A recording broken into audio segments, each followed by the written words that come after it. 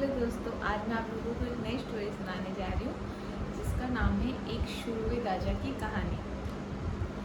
बहुत समय पहले की बात है।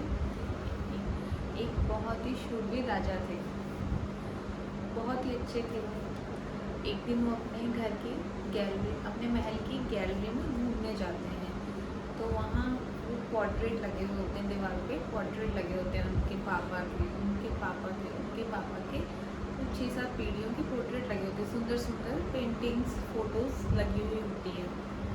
वो सारी फ़ोटोज़ को देखते हैं। वो सभी बहुत महान थे राजा, उनकी सारी फ़ोटोज़ को देखते हैं, खुश होते हैं कि मतलब मैं कितना भाग्यशाली हूँ कि इतने अच्छे परिवार में मैंने जन्म लिया, इतने अच्छे परिवार से मैं बिलोंग करता हूँ। पूरी पोर्ट्रेट को देख के खुश होते रहते हैं। फिर वो जब देखते आखिरी फ़ोटो के पास पहुँचते हैं, आखिर पेंटिंग के पास पहुँचते हैं, तो उसके पास एक खाली जगह देखते हैं। वो देखते हैं कि फिर वो उदास हो जाते हैं। वो सोचते हैं कि ये जगह, इस जगह तो मेरी पेंटिंग लगेगी, लेकिन इन सब महान हस्तियों के बीच में मेरी, और कितने अच्छे दिखते हैं, यहाँ पे मेरी पेंटिंग लगी हुई कितनी बेकार लगेगी, क्योंकि मेरा एक पैर नहीं है, एक आँख नहीं है। उन राजा के एक पैर नहीं होता और एक आँख नहीं होती। इसके लिए उन्हें कोई दुख नहीं था, लेकिन अपने अपने जो परिवार के लोग थे, उनके पापा, उन सब की फ़ोटोज़ के आगे, उन सब की पेंटिंग्स के आगे उनको लगता था कि मेरी पोर्ट्रेट कितनी ख़राब लगेगी, क्योंकि मेरी एक आँख नहीं है, एक पैर नहीं है, तो मेरी फ़ोटोएँ लगी हुई कितनी गंदी लगेगी।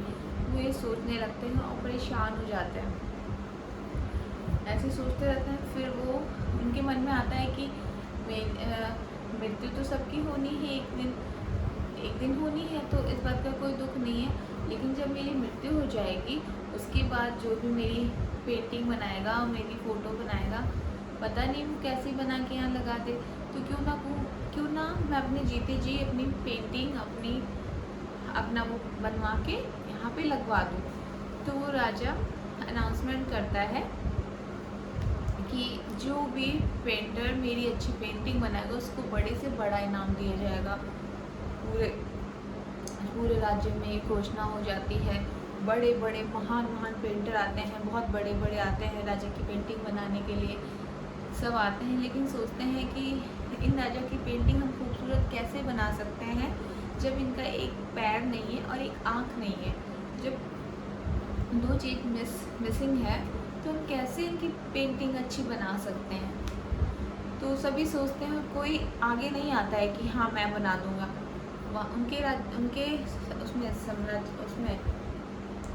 राज्य में बड़े पेंटर्स आते हैं, लेकिन कोई भी सामने निकल के नहीं आता है। सब इस डर की वजह से कि अगर पेंटिंग अच्छी नहीं बनेगी तो हम लोगों को सज़ा भी मिलेगी कि हमने पेंटिंग नहीं बनाई अच्छी। तो इस डर से कोई आगे नहीं आता। फिर उनकी सभा चल रही होती है। उसी सभा में से एक लड़का खड़ा होता है और वो कहता है कि राजा साहब, मैं आपकी पेंटिंग अगले 24 घंटे में आपको बना के दिखाता हूँ।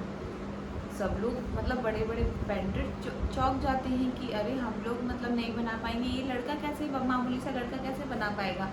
लेकिन राजा को उसकी बातों से लगता है कि हाँ ये बना लेगा। राजा उसको 24 घंटे देते हैं।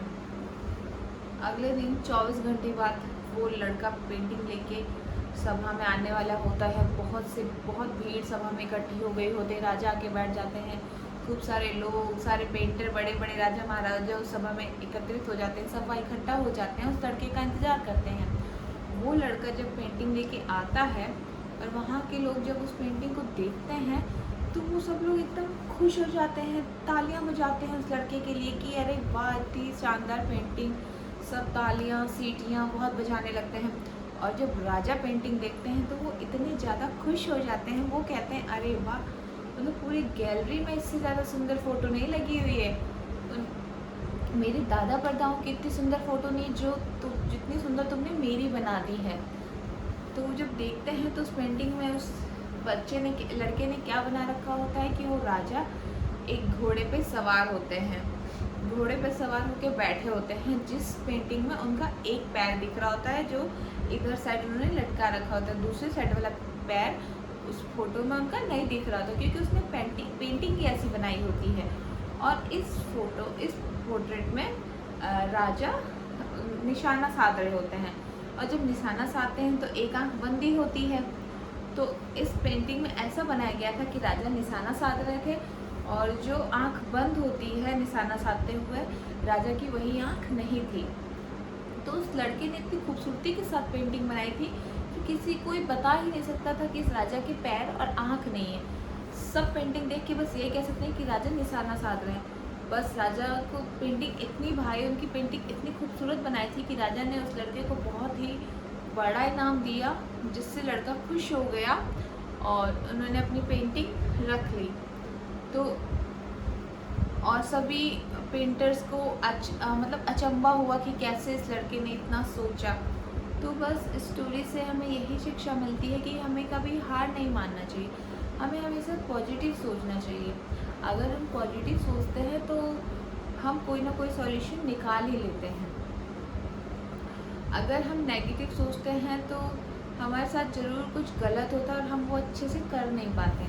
अगर हम पॉजिटिव सोचेंगे, दिन भर अच्छा सोचेंगे, तो हमारे साथ ज़रूर कुछ ना कुछ अच्छा होगा, हम कोई ना कोई रास्ता ज़रूर निकाल लेंगे। नेगेटिव सोचेंगे तो नहीं निकाल पाएंगे। तो बस स्टोरी से यही बताना चाहती हूँ कि हमेशा अच्छा सोचिए, पॉजिटिव सोचिए, आपके साथ हमेशा अच्छा होगा।